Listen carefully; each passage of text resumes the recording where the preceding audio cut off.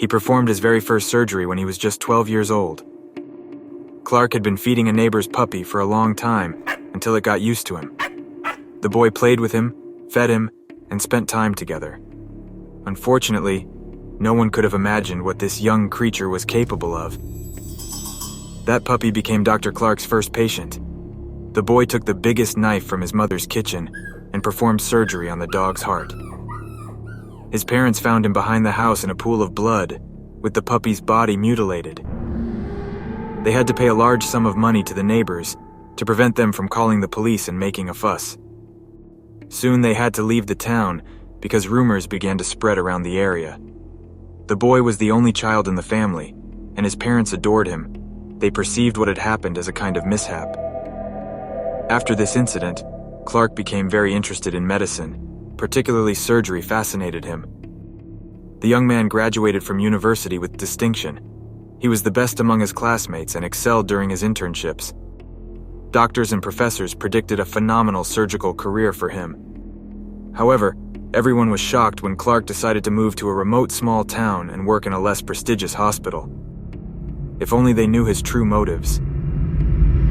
"Dr. Clark, proceed to the operating room," a voice echoed from the loudspeaker. A gray-haired tall man was walking down the corridor. He looked impeccable. His white coat was always clean, as if just washed, and his hands always confidently held a scalpel. His name was known far beyond the hospital, and anyone who faced a serious operation dreamed of having Dr. Clark as their surgeon. Over the decades of his work, the doctor had earned an impeccable reputation. So the hospital management turned a blind eye to his peculiar desire to operate alone, without staff. Only the anesthesiologist, before the start of the operation, administered anesthesia to the patient. Today he had a new operation ahead of him. The patient was suspected of having cavernous tuberculosis, and lung surgery was urgently needed. At least, that's what the surgeon claimed. Dr. Clark knew how to persuade and manipulate trusting patients, and no one ever questioned his competence. The moment of truth arrived, the patient lay on the operating table, and the surgeon's palms began to sweat slightly. A passionate desire to start the surgery as soon as possible, and a mild anticipation of the upcoming pleasure started to take hold of him. He adored his work so much. A gentle wave passed through his body, something akin to sexual arousal, mixed with the childish euphoria he felt when cutting a puppy. All because today was a special operation, the one that concluded the cycle of his algorithm. The evil genius mind devised and calculated a cunning algorithm that allowed the surgeon to deliberately fail a certain percentage of surgeries, not because the patient was hopeless, but because he needed it that way. The uniqueness of the algorithm lay in the fact that no one could ever suspect that the patient's death was intentional. Dr. Clark licked his lips and got down to business. "All right, everything is just splendid here," he spoke to himself. "Nothing serious. It will suffice," the doctor said with undisguised pleasure. An hour later, the surgeon removed the patient's lung. He put it in a plastic bag and placed it in a portable refrigerator, attaching a tag with the patient's name and age to the bag. Dr. Clark took out his phone and started taking photos of the patient lying on the operating table. A smile appeared on the doctor's face, his eyes gleaming. "A wonderful addition to my collection," he whispered. As usual in such cases, after the operation, the patient's death was confirmed. Hospital bureaucracy required an investigation into the incident, but on paper, everything was clean, and the patient had signed a disclaimer in case of an unsuccessful operation. Moreover, he was a lonely widower with no children. Dr. Clark knew how to prepare for such operations, and was always extremely careful in choosing the patients he needed.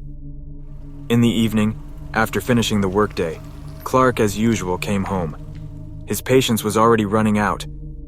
But first, he printed a photo of his patient with his internal organs turned inside out.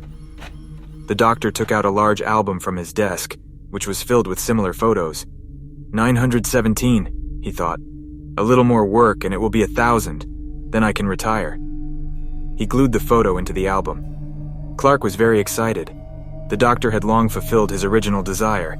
He had tried all the organs and all the parts of the human body. Now Clark either compared the organs of patients of different ages, meticulously recording his observations in a diary, or found interesting recipes on YouTube and cooked them with human meat.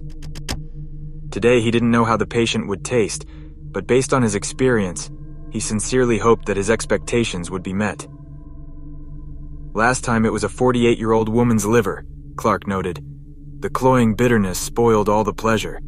Today, for sure, I need to complement the dish with a glass of white dry wine. After finishing, he closed the diary and went to the kitchen. Dr. Clark took out fresh lung from the portable refrigerator. He prepared a sharp knife and a fork. He always followed the rules of etiquette. With a confident movement of an experienced surgeon, he cut a thin piece and brought it to his mouth.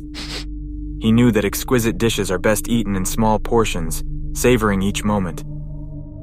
"This is wonderful," he said. "Bon appetit."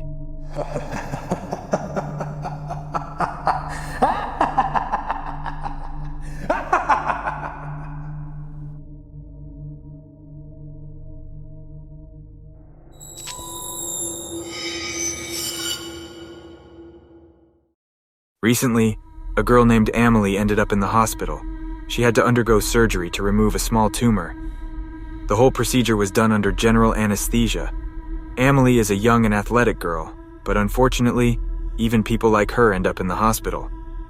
Anesthesia or general anesthesia is a temporary unconscious state in which pain sensitivity disappears, skeletal muscles relax, and the body's reactions to stimuli involving the nervous system are switched off. It is not sleep, but a comatose state into which doctors immerse a person. The person's consciousness is forcibly switched off for a certain period of time. Unfortunately for Amelie, anesthesia turned into a mysterious and ominous ending. At first, everything was fine and predictable. The girl was prepared for the surgery. All the necessary examinations were conducted. The required tests were done. The surgery itself went well and without complications. She was brought into the operating room, given an injection, the tumor was removed, and Amelie was returned to her ward. After a short rehabilitation under the supervision of doctors, she was discharged from the hospital. After some time, the girl returned to her normal life. Work, home, work. But one day I met her in a cafe, and she was terribly agitated and worried. "Everything around has changed," Amelie began. "I can't describe this feeling exactly, but everything now feels strange and different, as if I've lost my path in life, the life I had before anesthesia. Now it's like I'm in a different chain of events, amid different circumstances, surrounded by a different time. I feel like I'm living someone else's life." She looked very frightened and upset. Her words sounded terrifying. It all started when her colleagues in the office were discussing how great it was that they went to the bar last Friday. It had just recently opened, and based on their description, it was a cool place. They asked Amelie if she would go with them next time, but she doesn't remember ever being in that place. Her colleagues started telling her in detail and describing the bar. Amelie started feeling uneasy because, according to her memories, she was supposed to be at home that day. But the most important thing is that she doesn't remember exactly what she was doing. But she knows for sure that she didn't go to the bar and doesn't know where it is. Everyone looked at her with a surprised look. After that, the girl started finding things in the house that she never bought. In the phone book, she discovered numbers of people she doesn't know. She is certain that the color of her car was gray before the operation, but now her car is white, and she should be living on the opposite side of the street. All of this reminds her of some strange fragments, fleeting but very vivid moments, fragments of another real life. It seems to her that everything should be different. Different street names and things, different names of people she knows, as if everything is not really happening now. But it can't be like that. Nothing has changed. Or maybe everything has changed. But we don't notice it because we haven't interrupted our lifeline. And another very strange sign. Amelie used to have a nut allergy, but now it's suddenly gone. And now she's haunted by an intrusive question. What if her life isn't hers at all? What if she's not from this world? Not from this version of the world? She's a different version of herself. Her parents told her that while she was in the hospital, someone named Catherine tried to find her and was very worried when she found out that Amelie needed surgery.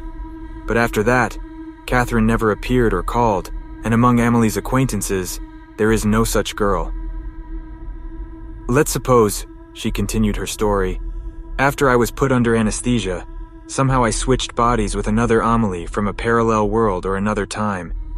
And now I'm living someone else's life, the life of a different person. I feel a strange duality in everything. When I open the cabinet door in the kitchen, I see a passerby walking a dog. When I ride in a taxi past certain locations, it's like my brain momentarily shifts a tracing paper from the original drawing, and I see all the uneven lines and differences. Amelie was overwhelmed and barely held back tears. I saw her hands slightly trembling as she tried to take her coffee cup. We talked to her for a long time, and I tried to calm her down. By the end of our meeting, she came to the conclusion that it's better to think that it's just the anesthesia and medication affecting her psyche, rather than believing that she might be right about something. If she continues to pursue this topic and tries to investigate this version, it's unknown where she could end up, and it's unclear what she might encounter. Over time, I noticed that Amelie seemed to calm down and accept it. She never brought up the subject again. Either she stopped noticing the inconsistencies or she was afraid to attract someone's attention. Sometimes, when we were in a group and our eyes met, I noticed how quickly and fearfully she tried to look away from me. But why did she tell me all this? And if she really believes it could be true, why doesn't she try to find answers? On the other hand, remembering our meeting at the cafe, I now wonder, did Amelie really tell me all of this?